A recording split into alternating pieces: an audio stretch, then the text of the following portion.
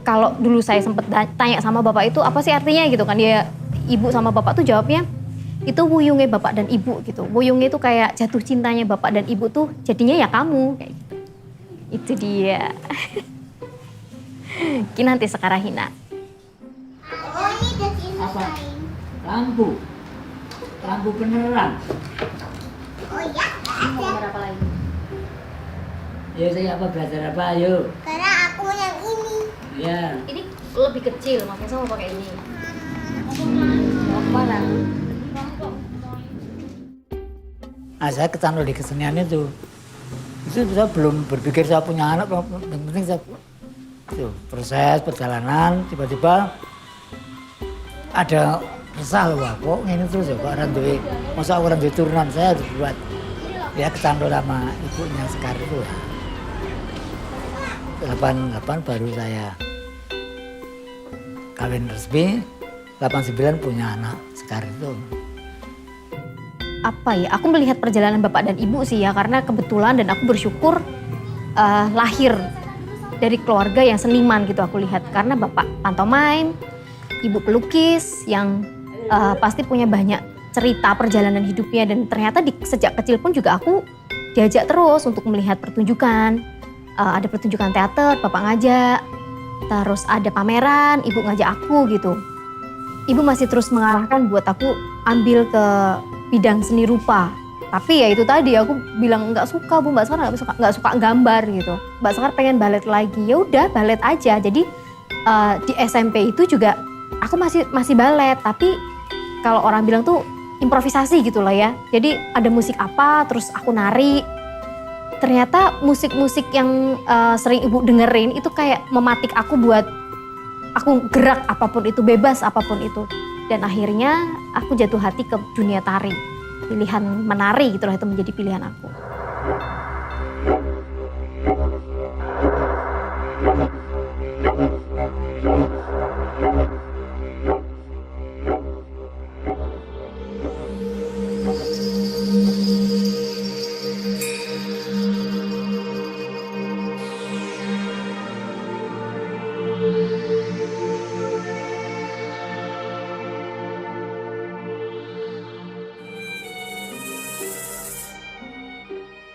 Anak saya itu kan kecil, saya berpikir lagi apa itu ya, saya nggak mau jadi apa, monggo silakan itu hak kamu.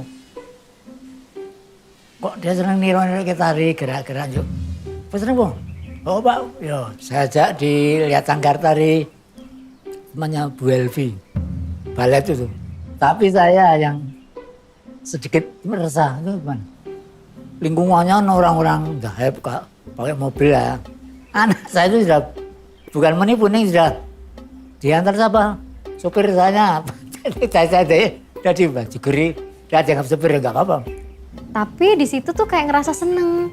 Ada hal lain yang aku dapetin, kayak aku latihan balet, dapet ilmu balet. Tapi disayangkan waktu selesai itu aku bilang, Bapak Mbak Sekar masih pengen nari lagi.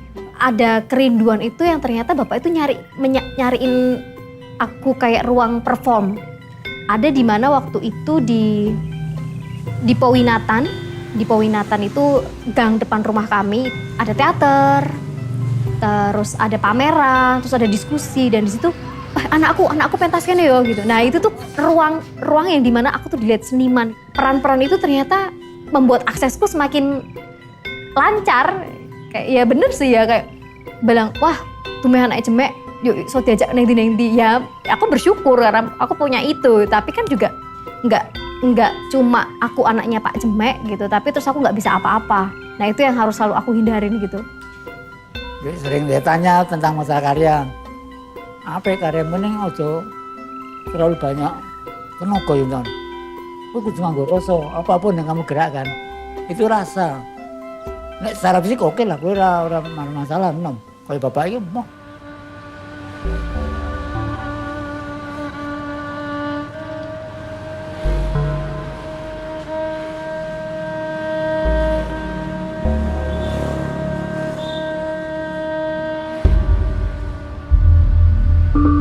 rasa itu kan dari dalam. Biasanya kalau main itu bisa divisualkan dengan bahasa gerak. Sekarang saya minum. Orang minum ini kan ini tawar, manis, asin. Itu bagaimana bisa orang sampai minum? Woi, ini apa? Ya, seger lega. Oh ini kan manis. Itu rasanya dengan ekspresi yang divisual dengan bahasa gerak.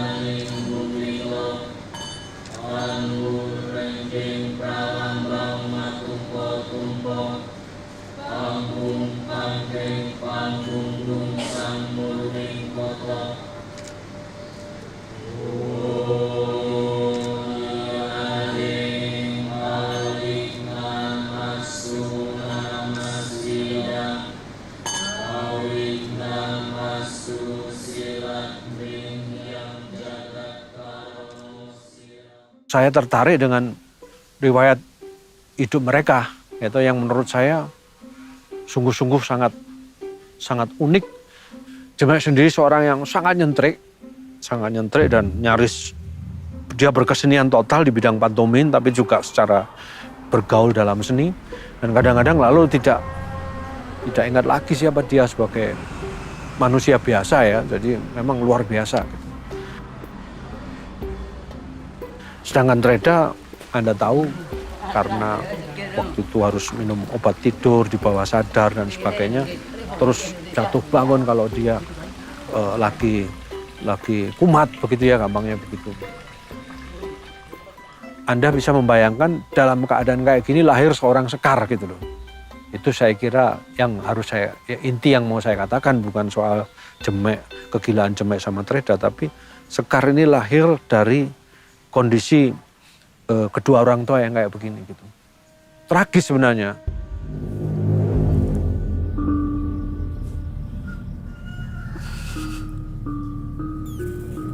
Kinanti Sekar adalah anak tunggal.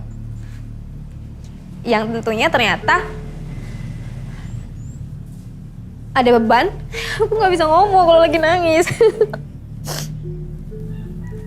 Bapak jalan-jalan dulu boleh loh. Enggak apa-apa, jangan di sini. Ya pasti kita dilahirkan punya cerita masing-masing. Sama halnya denganku gitu. Ternyata aku ditakdirkan untuk jadi anak tunggal yang bisa merasakan semuanya sendirian gitu. Tapi dari situ aku jadi bisa lebih dewasa untuk ngadepin orang tuaku yang aku bilang itu rock and roll. Dia jelas tidak malu mempunyai orang tua bernama Jemek sama Treda ya toh. Mungkin orang lain berontak terhadap itu ya, kenapa Tuhan memberi orang tua saya kayak gini gitu. Bukan hanya kekurangan secara ini itu, tetapi juga ya dalam hati tertentu banyak nggak warasnya begitu. Dan saya selalu bilang sama Jemek, pokoknya sing rusak wis cukup kowe gitu.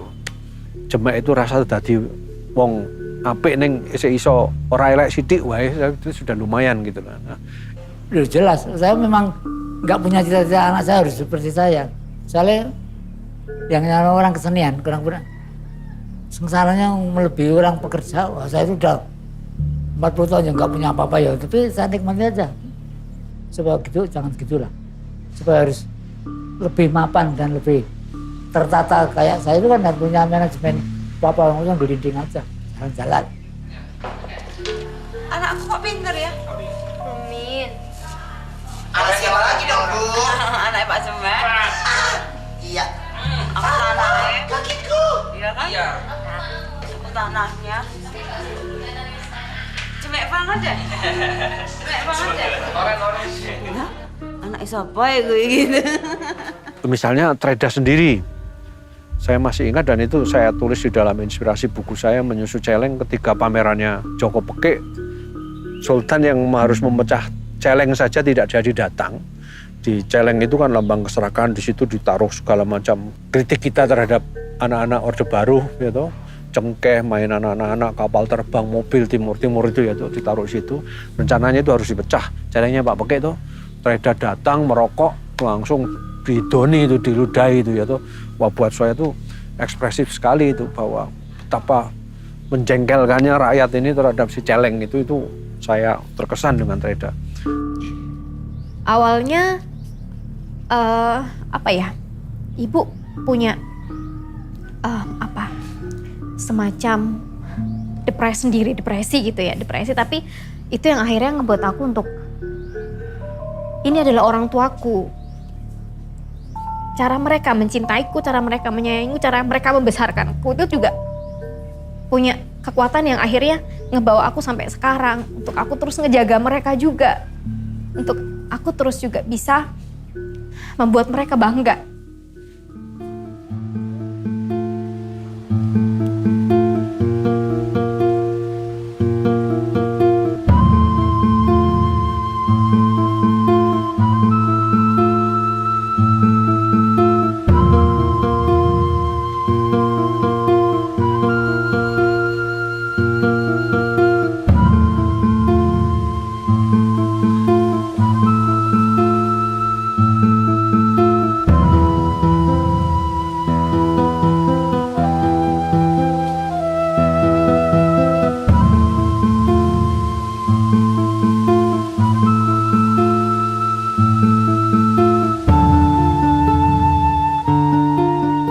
Sekarang kita ngomong Sekar ya, tadi dia mendapat segala macam anugerah seni yang positif dari pengorbanan dan dia sendiri ya berani menderita, menerima orang tua kayak begini.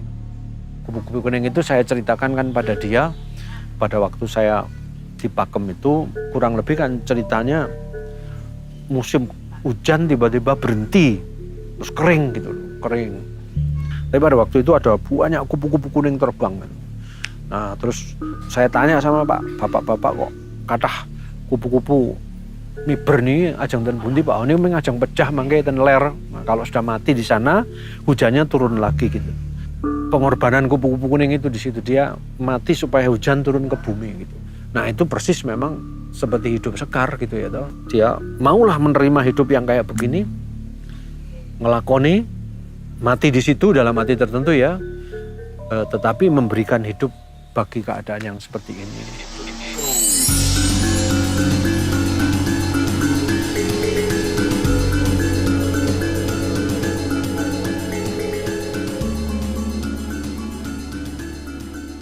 Waktu mitoni itu saya minta dia, Pak, kamu harus menari ketika kamu mengandung. Dan dia menangis waktu menari itu ya. Itu saya pikir luar biasa bahwa tidak hanya secara artistik kelihatan bentuk tubuhnya yang memang mengandung 7 bulan, tetapi juga seluruh ekspresinya dan seluruh penghayatannya. Karena ini kan proses kelahiran yang betul-betul disadari gitu, disiapkan, disadari.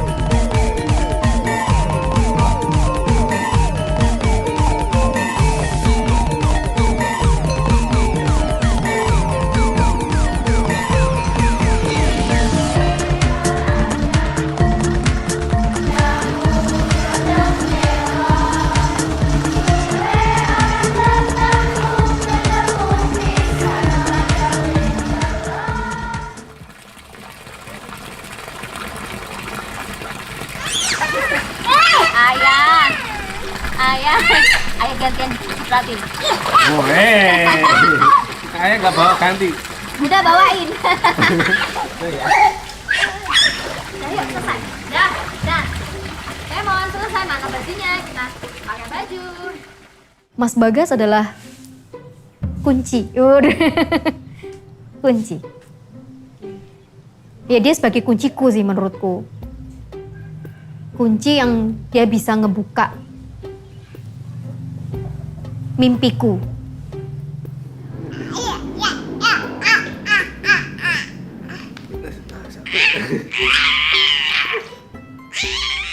Ketika saya melamar Sekar, syarat yang diajuin Sekar itu Sekar cuma minta saya tetap boleh menari. Ya saya iyakan, saya sanggupi dan tidak hanya memperbolehkan Sekar menari, saya support Sekar 100%.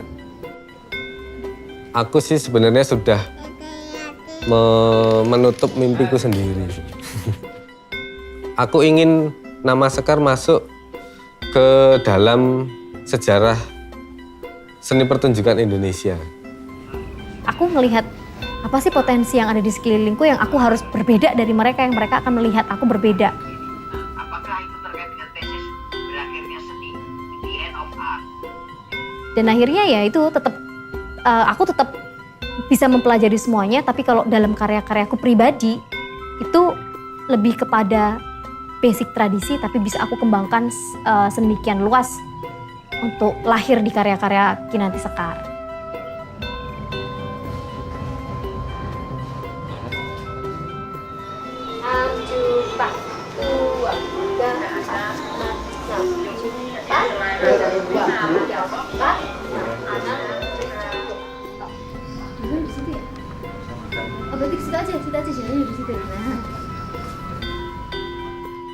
Anak pertama kami ya Sanggar Seni Kinanti Sekar. Itu buah cinta kami. Sekarang ini kan tantangannya itu mengajar dengan rasa tapi jarak jauh. Supaya tarian itu ada ruhnya, ada nyawanya. Itu belum ketemu sampai sekarang. Bahkan sempat terjadi perdebatan antara aku dengan Sekar bahwa aku menuntut Sekar, ayo Anda, kita sudah harus bisa menyesuaikan dengan perubahan zaman, dengan perkembangan zaman. Akhirnya kami diskusi, aku memaklumi Sekar, Sekar bisa memaklumi keinginanku. Semoga latihan hari ini semangat, sehat semuanya. Kita dengerin dulu ya, kalau kalian amat suaranya, angkat jempol. Pendek kan? Daripada yang kemarin. Kita sekarang coba tangan dulu. Tangan kiri, kita kencet dulu. 6, 7, pantu. Wah, gerakin jarinya. 4, 5, 6, 7, 1, 2, 3, 4. Jarinya kencang. Aku bilang ke Sekar, Sanggar Seni Kinanti Sekar itu tidak mencetak siswa-siswa yang mampu bersaing di dunia kesenian. Tapi Sanggar Seni Kinanti Sekar itu mencetak generasi yang mau berkolaborasi di dunia kesenian.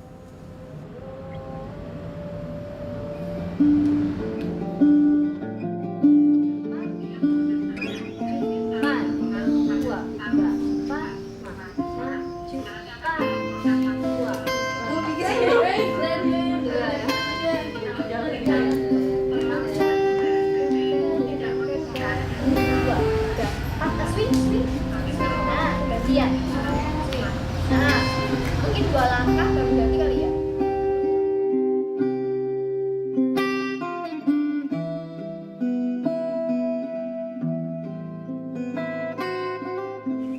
Aku melihat Sekar, dia satu-satunya orang yang dewasa sejak kecil. Dipaksa dewasa sejak kecil.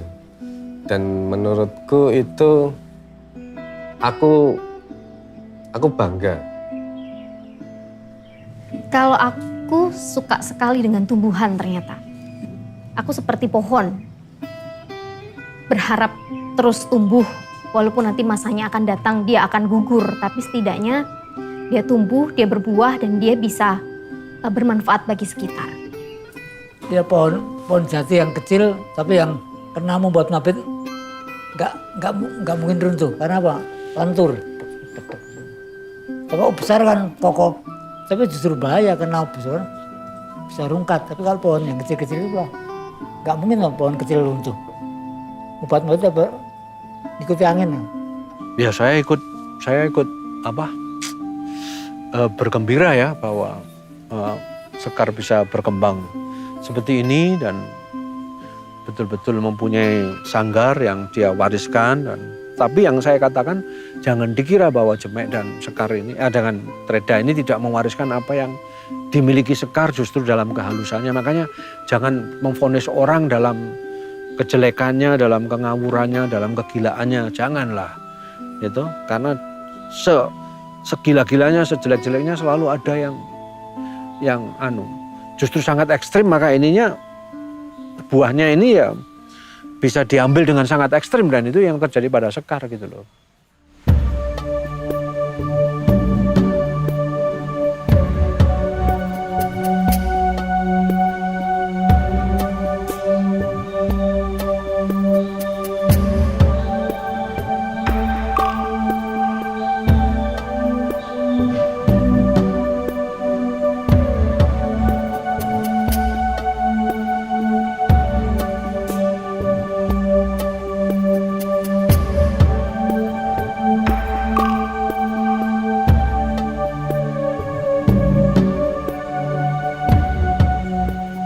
Saya, ibu dan bapak saling terinspirasi masing-masing. Saya melihat karya-karya lukisan ibu dan saya ingin mengangkat lukisan itu. Terus bapak melihat ibu, Sekar juga ada pantomim, itu melihat dari bapak. Jadi kita bertiga itu secara tidak sengaja mempunyai komunikasi yang unik. Ekspresi kami bertiga yang memberikan komunikasi masing-masing melalui media masing-masing.